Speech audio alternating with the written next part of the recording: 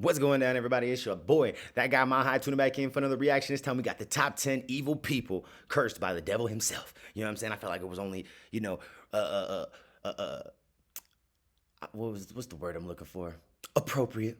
Since we just did the one for the evil people who they said was eviler than the devil himself, and now we're just gonna do the people who were cursed by the devil himself. So yeah, here we are.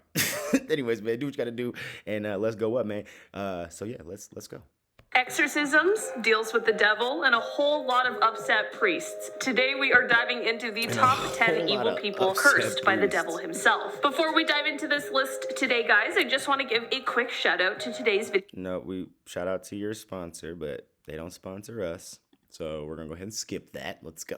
Starting off in our number 10 spot, we have Jonathan Moulton. Jonathan is a man who was born in 1726, and he was known for his military career. He served in King George's War as well as in the French and Indian Wars, but after his service is where the story really starts. Basically, after his time fighting was over, he went on to become one of New England's wealthiest men. This caused heads to swivel and rumors to swirl because this wasn't something that was normally seen. This all gave way for the rumor that Jonathan had struck this luck of fortune because he was actually working with the devil. People began to say that for financial gain, he in turn gave his eternal devotion and even his soul over to the devil. The devil would visit. I mean, I don't know, because there's a lot of people I feel like in history that have like really crazy, extensive military backgrounds that, there's one or two types of people who come out of the military, right? Like you have the ones who buckle under the pressures and the PTSD, and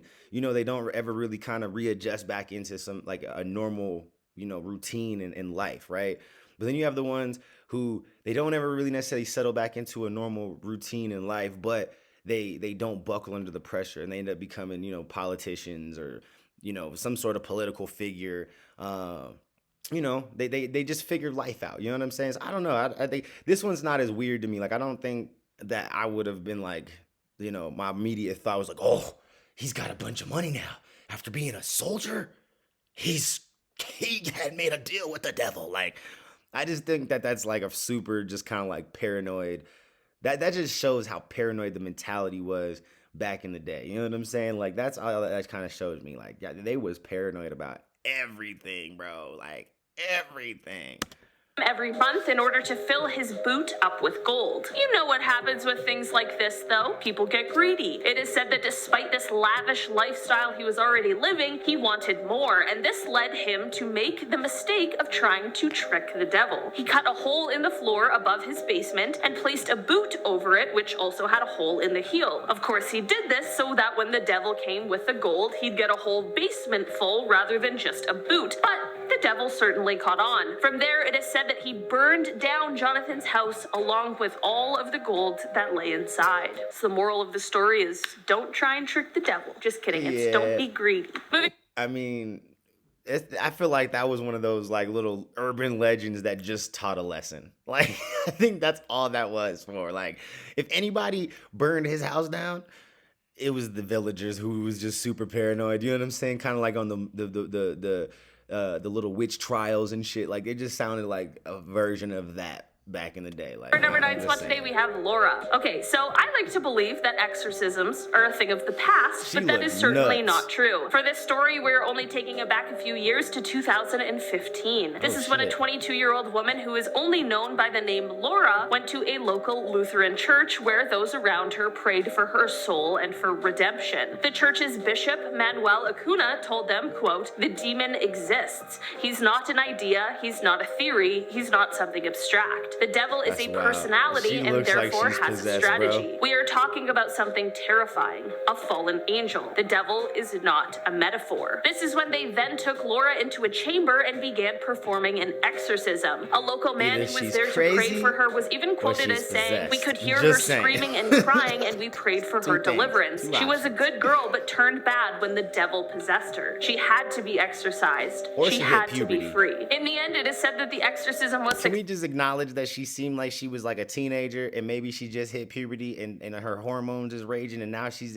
she went from being a sweet little angel to like, a little brat? Like, can that just be the possibility too? And that Laura was free from the demons that are said to have been controlling her. In our number 8 spot today, we have Anna Eklund. This is the real story behind the one that was made famous by the 2016 horror film, The Exorcism of Anna Eklund. In reality, the name of the woman who this story happened to is Emma Schmidt, and she was born back in 1882. It is said that once she got a little bit older, she began exhibiting some strange behavior, like being clearly uncomfortable or unable to deal with holy objects, quote, disturbed thoughts, and the inability to enter churches. Many people believed that she was possessed, and they also believed that the source of this possession was her Aunt Mina. Mina was said to be a local witch who was placing spells on herbs for the food she prepared, and it is said that she was also the lover of Emma's father. Because of this belief that she was possessed, this sent Emma into a wild few years that involved 2 long exorcisms. The final of the 2 lasted from August 18th to December 23rd, 1928, and in the end, it is said that it was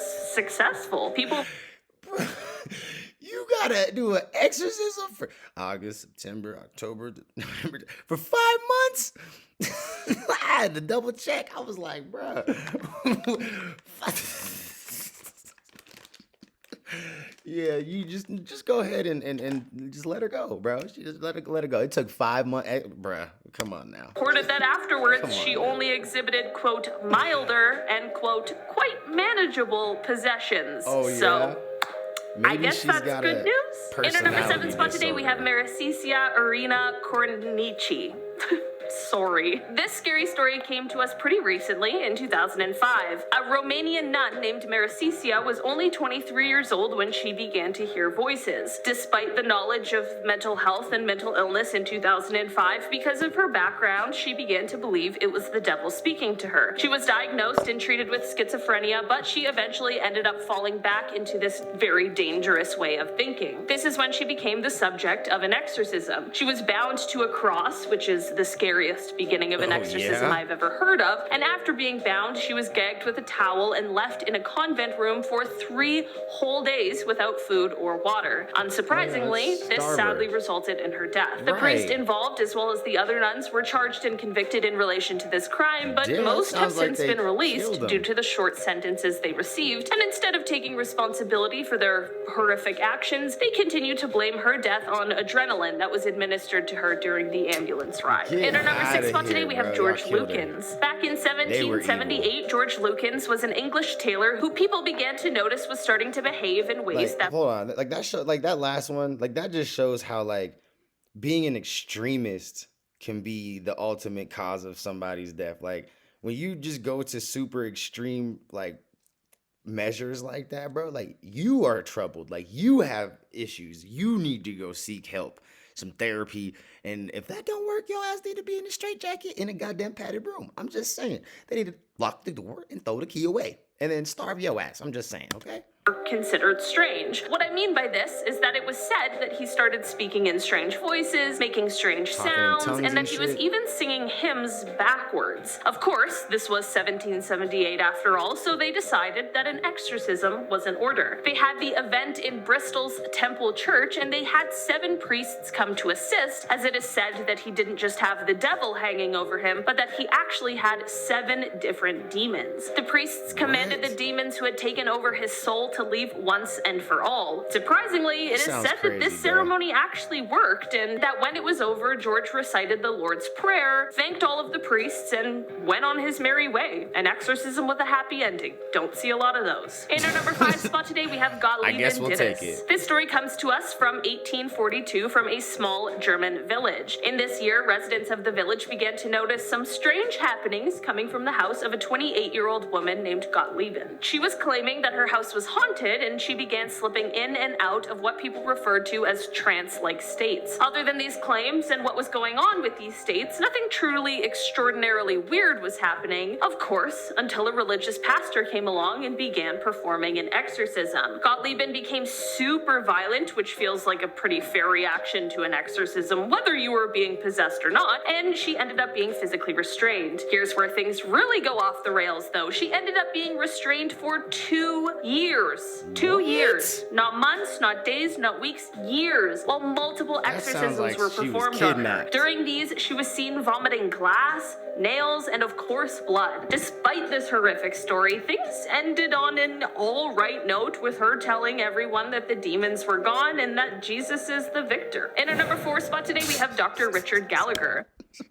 Bro, like, some of these stories, man, like, I'm just glad that we are in the 21st century right now, and people are really hyper aware of the idea that mental illnesses are a thing.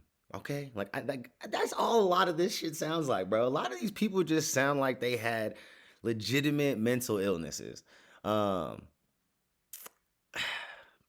Just saying, like some of these are just out there, bro. I'm a person who likes to believe in and follow science. You know, it's like the most tangible way to explain things that are seemingly impossible or unreal. You know what I mean? That is why this guy kind of freaks me out so much. So, basically, Dr. Richard Gallagher is a certified Ivy League psychiatrist, and he is a self-proclaimed man of science. Like many science people, when he initially heard of exorcisms or possessions, he thought that they were just an ancient and outdated excuse or explanation for people who were actually struggling with different mental illness. Now, however... Did I not just say that? I just said the same shit. Still being that self-proclaimed man of science, he had an experience that changed his perspective forever on demonic possession. Basically, it all started when he met someone who is referred to as the Queen of Satan. Her real name was Julia, and she came to the church claiming possession. Considering the fact that she was involved of and part of a satanic cult, he wanted to know why, if she really was possessed, that she would want to rid herself of the demons. When the two sat down together, weird things started. She knew strange, intimate details of his life that she had absolutely no reason to know. Objects would randomly fly off of the walls, and later, long after their meeting, during a phone call with a priest, both Richard and the priest he was speaking to heard one of the demonic voices it is said that Julia would speak in over the phone,